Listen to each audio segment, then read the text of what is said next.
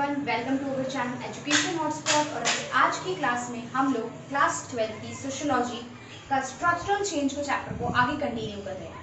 अपनी last class में हम लोगों ने कॉलोनिज्म देखा, कॉलोनिज्म के क्या इम्पैक्ट पड़ रहे हैं। आज की डेट में एट प्रेजेंट भी हम लोग कॉलोनिज्म को कैसे फॉलो कर रहे हैं, हमने ये सारे कंसेप्ट देख लिए थे। हमने देखा था कॉलोनिज्म के दो पार्ट होते हैं जिसपे हमें प्रॉपर्ली फोकस करना है, that is industrialisation and urbanisation. तो अपनी आज की क्लास में हम लोग फोकस करेंगे इंडस्ट्रियलाइजेशन एंड अर्बनाइजेशन पे। तो सबसे पहले हम इन दोनों वर्ड का मीनिंग देखेंगे। देखिए, इंडस्ट्रियलाइजेशन अगर वर्ड की बात की जाए, इंडस्ट्रियलाइजेशन वर्ड का मतलब होता है इंडस्ट्री का सेटअप होना। हमें पता है कि इंडस्ट्रियलाइजेशन हर स्टेट, हर कंट्री में अलग अलग टाइम पे हुआ है। ठीक है, इंडिया की बात करें तो इंडिया जो है वो क्या था, इंडिया ब्रिटिशर की कॉलोनी था। तो ब्रिटेन में जब इंडस्ट्रियलाइजेशन हुआ तो इंडिया में भी इंडस्ट्रियलाइजेशन का कुछ इम्पैक्ट हमें देखने को मिला। तो इंडस्ट्रियलाइजेशन वर्ड का बेसिक मतलब है मशीन मेड तरीके, machine made product, machinery use करना जिससे कि प्रोडक्शन किया जाए। देखिए, प्रोडक्शन के दो तरीके होते हैं। आप किसी भी चीज को प्रोड्यूस करोगे तो दो तरीके होते हैं, या तो आप हैंडमेड तरीका यूज करोगे या आप मशीन्स यूज करोगे। तो पहले इतनी ज्यादा टेक्नोलॉजी एडवांसमेंट थी नहीं, चीजें नहीं थी इतनी ज्यादा, हैंडमेड चीजों से लोग काम चला रहे थे, एग्रीकल्चर में एंगेज होते थे, बहुत ज्यादा टेक्निकल एडवांसमेंट थी नहीं। बट जैसे जैसे over the period of time लोगों को चीजें फील होने लगी, चीजों की जरूरत फील होने लगी, तो लोग उसके लिए तरीके निकालने लगे। और जब लोग तरीके निकालने लगे तो यहाँ पे इंट्रोडक्शन हुआ मशीन्स का, कि कैसे चीजें मशीन्स के थ्रू हम लोग बना सकते हैं। तो उस पूरे प्रोसेस को, उस पूरे टाइम को, उस पूरे इरा को इंडस्ट्रियलाइजेशन या इंडस्ट्रियलाइजेशन का इरा कहा जाता है। तो हम यहाँ पे बात कर रहे हैं इंडस्ट्रियलाइजेशन वर्ड की, तो मतलब देखेंगे कि मशीन मेड प्रोडक्शन। जब भी मशीन मेड प्रोडक्शन होने लगता है तो हम उसे कहते हैं industrialisation. When it come to urbanization, जब हम बात करेंगे अर्बनाइजेशन की, तो हम कहेंगे कि मूविंग फ्रॉम रूरल एरिया, एक गांव के एरिया से शहर के एरिया में शिफ्ट हो जाना। ठीक है, अब शहर का एरिया कोई पहले से तो नहीं बना होता ना।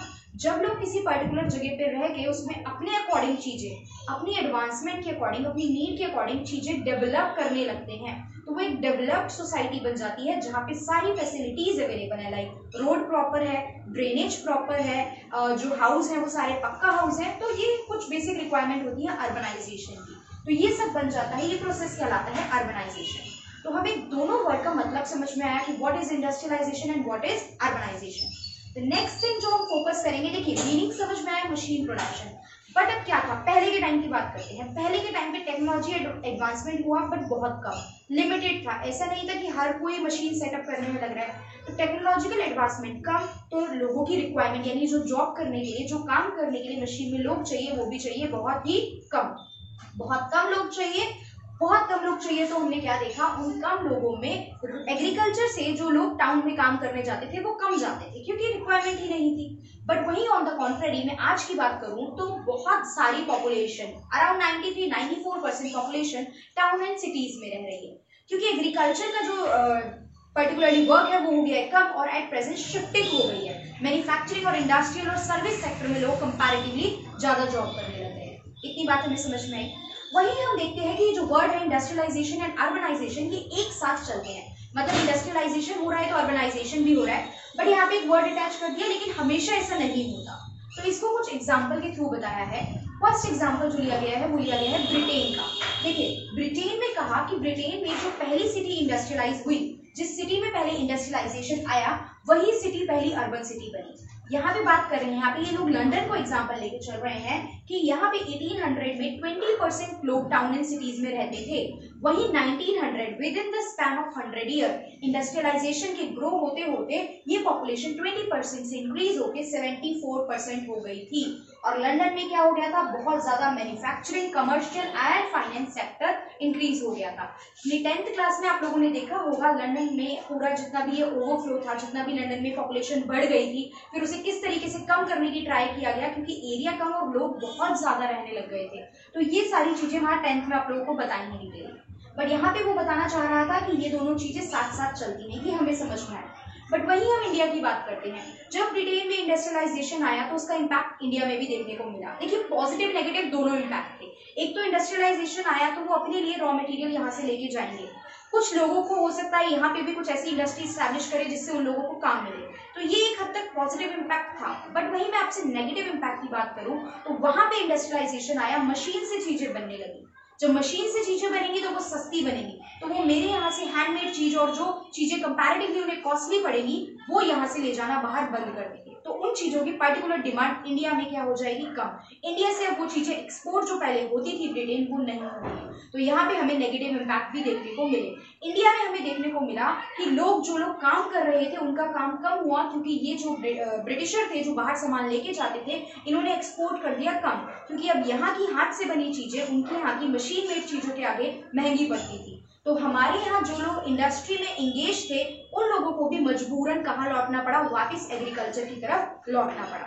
ठीक है, तो हमारे यहाँ पे इस चीज का थोड़ा सा कॉन्ट्ररी इफेक्ट देखने को मिला, उस टाइम की बात नहीं है। तो हमने देखा इंडिया में, देखिए इंडिया में डी इंडस्ट्रियलाइजेशन हुआ कुछ सेक्टर का, ठीक है, कुछ एरिया में तो इम्प्रूवमेंट दिखी, कुछ एरिया तो ग्रो करे। जैसे देखो बॉम्बे वाला पार्ट है, बॉम्बे के बारे में बहुत चीजें हैं। बॉम्बे वाला पार्ट तो क्यों, एक तो कोस्टल एरिया है, समुद्र के किनारे है, लाना ले जाना वहां से करेंगे, लाना ले जाना कोस्टल एरिया के पास करेंगे। कोस्टल एरिया के पास अगर इनकी फैक्ट्री रहेगी तो इनके लिए बेनिफिट रहेगा, क्योंकि ट्रांसपोर्टेशन आसान हो जाएगा, चीजें सस्ती पड़ेगी, बहुत ज्यादा महंगी नहीं पड़ेगी। तो बॉम्बे के लिए ये थोड़ा फ्लोरिशिंग वाला टाइम था, बॉम्बे इस टाइम पे फ्लोरिश करा। वहीं जो पुराने सूरत और मसूलीपट्टनम वाले ट्रेडिंग एरिया थे जो पोर्तुगीज के टाइम से चले आ रहे हैं, 1498 से इंपॉर्टेंट एरिया चले आ रहे थे, सूरत एंड मसूलीपट्टनम, वो इस टाइम पे इंडस्ट्रियलाइजेशन के बाद थोड़ा डिक्लाइन होने स्टार्ट हो रहे। क्यों, क्योंकि यहाँ से जाता था कॉटन एंड सिल्क, यहाँ से जनरली कॉटन एंड सिल्क बहुत ज्यादा एक्सपोर्ट होता था और वो ट्रेडिशनल कॉटन एंड सिल्क था। तो मैंने आपको बताया जब बाहर की मार्केट में वही चीज सस्ती मिल रही है तो यहाँ की ट्रेडिशनल महंगी चीजों की डिमांड उतनी ज्यादा नहीं की जाएगी। तो दिस इज हैपन, ब्रिटेन में इंडस्ट्रियलाइजेशन हुआ तो ट्रेडिशनल कॉटन और सिल्क का एक्सपोर्ट यहाँ से कम हो गया। इंडिया से ट्रेडिशनल कॉटन और सिल्क का एक्सपोर्ट हुआ कम, और एक्सपोर्ट हुआ कम तो जो हमारे सूरत और मसूलीपट्टनम के एरिया थे ये डिक्लाइन हो गए। यहाँ पे हमें थोड़ा सा प्रॉब्लम देखने को मिला, डिक्लाइन देखने को मिला। वहीं हम लोग बात करते हैं, देखिए ब्रिटेन में इंडस्ट्रियलाइजेशन हुआ तो हमने देखा बहुत से लोग अर्बन एरिया में शिफ्ट कर गए। मैंने अभी आपको बताया ब्रिटेन में इंडस्ट्रियलाइजेशन हुआ, लोग काम करने के लिए एग्रीकल्चर को ड्रॉप करके अर्बन एरिया में इंडस्ट्रीज में जाने लगे। वहीं मैं बात करूं इंडिया में, तो इंडिया में ब्रिटेन में हुए इंडस्ट्रियलाइजेशन की वजह से इंडिया की कुछ एरिया, कुछ सेक्टर डिक्लाइन हो गए, जिस वजह से लोग यहाँ पे एग्रीकल्चर में जाने लगे। एक तो कुछ ही हैंडमेड चीजें थी जो चल रही थी, जो ब्रिटिशर बहुत पुराने यहाँ इंडिया से जुड़े हुए थे तो वो हैंडमेड चीजों की डिमांड कर रहे थे, वरना हैंडीक्राफ्ट इंडस्ट्री तो बहुत पहले ही यहाँ पे बिल्कुल ब्रिटिशर के आने से ही हैंडीक्राफ्ट प्रॉपर खराब हो चुका था हमारा। अब जो थोड़ा बहुत काम हम कर रहे थे इंडस्ट्रियलाइजेशन की वजह से वो भी बहुत सारे एरिया में डिक्लाइन हो गया। ये हमें यहाँ पे पूरा कंसेप्ट समझाया गया। चेंज हुआ इंडिया के सोशल स्ट्रक्चर में। देखिए क्या हुआ, जब इंडिया की इंडस्ट्रीज, ब्रिटेन राज कर रहा है ना हम पे, अभी तो हम पूरे फ्री नहीं हुए हैं, तो जब इंडिया की इंडस्ट्री सेक्टर में डाउनफॉल आया, इंडस्ट्री कम हुई, तो उसको कंपनसेट करने के लिए ब्रिटिशर ने, ताकि लोग शांत रहें, अगेंस्ट ना जाए, प्रोटेस्ट ना करें, ब्रिटिशर ने क्या करा, इनको इंग्लिश एजुकेशन में, मतलब कि इंग्लिश पढ़ो आपके स्कूल में, वेस्टर्न एजुकेशन, इस तरीके से कंपनसेट करने की कोशिश की कि पढ़ेंगे लिखेंगे तो हमारे यहाँ आगे जाके आप काम कर सकते हो, हमारी पॉलिसी में हमारे साथ बैठ के आप लोग काम कर पाओगे अगर आपको हमारे तरीके से काम करना आता होगा। तो वो कंपनसेट करने की कोशिश कर रहे थे। तो इस वजह से बहुत सारे सोशल स्ट्रक्चर में चेंज देखने को मिले, और एक क्लास जिसे हम आज की डेट में बहुत ज्यादा यूज करते हैं, that is middle class. Middle class का इमरजेंस यहाँ पे देखने को मिला कि ये सोसाइटी में एक मिडिल क्लास सोसाइटी भी आती है, जो ना तो बहुत ज्यादा अपर क्लास रिच है लाइक जमींदार वगैरह होते थे, ना ही इतनी गरीब है जैसे किसान होते थे जो अपना लोन वगैरह भी चुका नहीं पा रहे थे। तो उस टाइम पे एक मिडिल क्लास स्ट्रक्चर का भी इवोल्यूशन हमें देखने को मिला। उसके बाद हम बात करते हैं कि ये जो सिटीज होती हैं ये बहुत इंपॉर्टेंट की रोल प्ले कर रही थी इकोनॉमी को। देखो आज की डेट में भी देखो बैंगलोर को आईटी हब कहा जाता है, ऐसे बॉलीवुड सिटी है मुंबई, ऐसे हर सिटीज में अलग अलग चीजें हैं। ठीक है, दिल्ली में भी स्पेसिफिकली हम बात करें तो एनसीआर का एरिया, नोएडा, गुड़गांव, यहाँ पे कंपनीज का हब है। तो उस टाइम पे भी ऐसे बहुत सारे एरियाज थे जो की रोल प्ले करते थे। इंपोर्ट एक्सपोर्ट होना हमें पता है, ब्रिटिशर इंडिया में भी है, इंडिया में रूल कर रहे हैं, बाहर हैं, तो यहाँ से रॉ मटेरियल ले जाते थे, बाहर से फिनिश्ड गुड लाके इंडियन मार्केट में लाके सेल करते थे। तो ये इंपोर्ट एक्सपोर्ट का काम चलना है। तो इंपोर्ट एक्सपोर्ट क्या था, प्लेन तो चलते नहीं थे पहले, जमीन बाय रोड जाना इतना लंबा समय लेता था। तो कोस्टल एरिया, जो कोस्टल वाला पार्ट था ना, समुद्री वाला जो पार्ट था, उस वजह से ट्रेड बहुत अच्छा होता था। इसलिए जो कोस्टल सिटीज थी लाइक कोलकाता, चेन्नई, मुंबई, ये तो बहुत ज्यादा फेवर करी जाती थी। Kolkata, Chennai and Mumbai, in cities को बहुत ज्यादा फेमस किया गया, मतलब फेवर किया गया, क्योंकि यहाँ पे ट्रेड बहुत ज्यादा बढ़ रहा था। और बॉम्बे को तो रीप्लान और रीडेवलप्ड भी किया गया ताकि यहाँ से चीजों का एक्सपोर्ट आसानी से हो पाए। ठीक है, बॉम्बे को पूरा रीडिजाइन कराया गया जिससे कि इसका एक्सपोर्ट आसानी से हो पाए। और मेनली यहाँ से एक्सपोर्ट की बात करूं तो क्या एक्सपोर्ट किया जा रहा था, कॉटन एक्सपोर्ट किया जा रहा था। कैलकाटा की बात करूं तो कैलकाटा से क्या एक्सपोर्ट किया जा रहा था, जूट एक्सपोर्ट किया जा रहा था। वहीं मद्रास की बात की जाए तो मद्रास से देवस coffee, sugar, indigo and cotton, ये चीजें एक्सपोर्ट की जा रही थी। ठीक है, ये चीज हमने देखी। अब यहीं पे हम एक चीज और देखते हैं कि प्रॉपर 1690 के अराउंड एक इंग्लिश पर्सन थे, जॉब चार्नो। क्या नाम था इनका, जॉब चार्नो।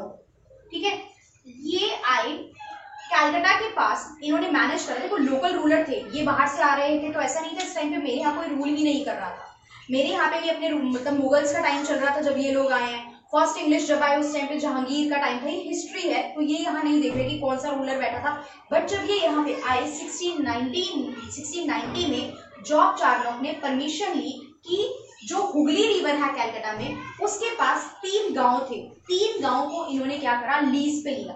3 गांव में एक गांव था हमारा गोविंदपुर, ठीक है, गोविंदपुर। एक गांव था कोलकाता और एक था सूतानाती। ये 3 गांव को इन्होंने लीज पे ले लिया। लीज पे लेने का मतलब क्या होता है, लंबे समय के लिए रेंट पे लेना। वहां के रूलर राजा से बात करके, लोकल रूलर से बात करके इन्होंने कहा कि भैया ये मुझे 3 गांव प्रॉपर आप लीज पे दे दो। तो ये लीज पे इन्होंने ले लिए और उसके बाद इन्होंने वहां पे इन तीनों गांव में प्रॉपर फोर्ट बनाया, एक किला बनाया जिसे कहा जाता है फोर्ट विलियम। क्या कहा जाता है, फोर्ट विलियम। अलग अलग जगह किले बना रहे थे, मद्रास में सेंट जॉर्ज बनाया, यहाँ पे फोर्ट विलियम बनाया। ठीक है, पूरा किलेबंदी कर दी, किला बनाया, बंद कर दिया, खुला मैदान छोड़ दिया। किले बनाने की जरूरत क्यों है, लाइक यहाँ पे फोर्ट विलियम बना रहे हैं, यहाँ पे सेंट जॉर्ज बनाया। थोड़ा सा अलग कंसेप्ट है, बुक में नहीं है, पर किले क्यों बना रहे हैं। देखो आपको पता है ईस्ट इंडिया कंपनी है। ईस्ट इंडिया कंपनी क्या कोई ऐसी कंपनी थी जो आके यही मैन्युफैक्चर कर रही है, नहीं। ये कंपनी होती थी गोडाउन के तरीके से, क्योंकि तब तक मैन्युफैक्चरिंग का तो मतलब ही नहीं था ना। तो ये जो कंपनी की बात की जाती है कि इन्होंने सूरत में, मसूलीपट्टनम में, यहाँ वहां अपनी कंपनीज खोली, दिस इज अबाउट गोडाउन। ये एक तरीके से अपना गोडाउन खोलते थे। अब क्या हुआ, कई बार लोकल लोग ऐसे खुश नहीं है कि गोडाउन मतलब जगह पे गए और जला दिया सामान, अटैक कर दिया ब्रिटिशर पे, क्योंकि गुस्सा है आप लोग क्यों हो, यहाँ पे ट्रेड कर रहे हो, आप पे टैक्स नहीं लग रहा, आप टैक्स फ्री कराए जा रहे हो, हमें फायदा नहीं हो रहा। तो लोगों का रिवोल्ट इस तरीके से कई जगह पे देखा गया है। तो इसीलिए इन लोगों ने अपनी सिक्योरिटी के लिए क्या करा कि हम अपने किले बना लेंगे, उसमें अपना जो भी सामान है, कंपनीज में तो सामान स्टोर करेंगे, किलों में सामान स्टोर करेंगे, प्लस अपने हथियार स्टोर करेंगे, डिफेंस पर्पस के लिए यूज करेंगे। अपने हथियार स्टोर करना प्लस अपने आप को प्रोटेक्ट करना। क्या परमिशन लेके ये लोग ये खोल रहे थे, भाई लोकल रूलर से आके ये थोड़ी कहेंगे कि आप पे अटैक करना है इसलिए हम लोग यहाँ पे अपना किला बना रहे हैं, नहीं। दे विल से कि हम अपने डिफेंस करेंगे, क्योंकि ये लोग हम पे अटैक कर देते हैं, हमारा सामान खराब हो जाता है, लोग मर जाते हैं, तो हमें क्या करना है, अपने आप को प्रोटेक्ट करना है। इसीलिए हम लोग यहाँ पे ये फैक्ट्री, ये फोर्ट ओपन करेंगे, ठीक है। और उसके बाद इस फोर्ट में इन लोगों ने अपने हथियार स्टोर करने स्टार्ट कर दिए और जगह जगह लोकल पॉलिटिक्स तो इनकी चली रही थी, जिससे आपको पता है कि इतने साल आगे भी इन्होंने हम पे रूल किया। So this is all about industrialisation and urbanisation, जो लिंक करना चाह रहा था। बेसिकली ये इंडस्ट्रियलाइजेशन की कहानी ज्यादा थी और इंडस्ट्रियलाइजेशन अर्बनाइजेशन से कैसे लिंक है। इसके अलावा हम आगे टी प्लांटेशन के बारे में देखेंगे कि टी प्लांटेशन किस जगह, क्या टी प्लांटेशन के लिए वर्कर्स कैसे आ जा रहे थे। उसके अलावा इंडिपेंडेंट इंडिया में अर्बनाइजेशन की बात करेंगे, ठीक है। देखिए आज की डेट में मैं आपको बताऊं ना, तो वर्कर का माइग्रेशन आपने देखा होगा। आज की डेट में कोविड-19 की वजह से चीजें चेंज हुई, इंपोर्ट एक्सपोर्ट बंद हुआ, ट्रेड बंद हुआ, फैक्ट्रीज लोकल बंद हो गई, सब कुछ बंद हो गया। तो वर्कर को एट लास्ट मजबूर होकर कहाँ जाना पड़ा, अर्बन छोड़ के रूरल गया, इंडस्ट्रीज वगैरह सब कुछ छोड़ के वो कहाँ शिफ्ट हुआ, वो एग्रीकल्चर की तरफ शिफ्ट हुआ। तो यही मैं आपको बता रही थी ना कि समटाइम ये चीजें साथ साथ चलती है, लेकिन जरूरी नहीं है कि हर बार ऐसा ही होता है। तो यहाँ हम एट प्रेजेंट के एग्जाम्पल भी डाल सकते हैं कि एट द सिचुएशन ऑफ कोविड-19 वी सॉ दैट पीपल भी नहीं, माइग्रेंट वर्कर लिखो, माइग्रेंट वर्कर या लेबर जो गांव से आके यहाँ पर्टिकुलरली रह रहे थे और टेम्परेरी घर था, जिनका कोई परमानेंट घर नहीं ले रखा है, जिन्होंने टेम्परेरी बेसिस पे रह रहे हैं, डेली वेजेस पे काम कर रहे हैं, they have to left the city and they have to move toward the agriculture, ठीक है। तो ये हमारा करंट का एग्जाम्पल, जो मैं कहती हूँ कि एग्जाम्पल पुटअप करने हैं, तो ये हम करंट का एग्जाम्पल यहाँ पे यूज कर सकते हैं। This is all for today. अगली क्लास में हम लोग आगे देखेंगे कंसेप्ट अपना किसका, टी प्लांटेशन का और urbanisation in the independent India. Okay, so thank you for watching the video.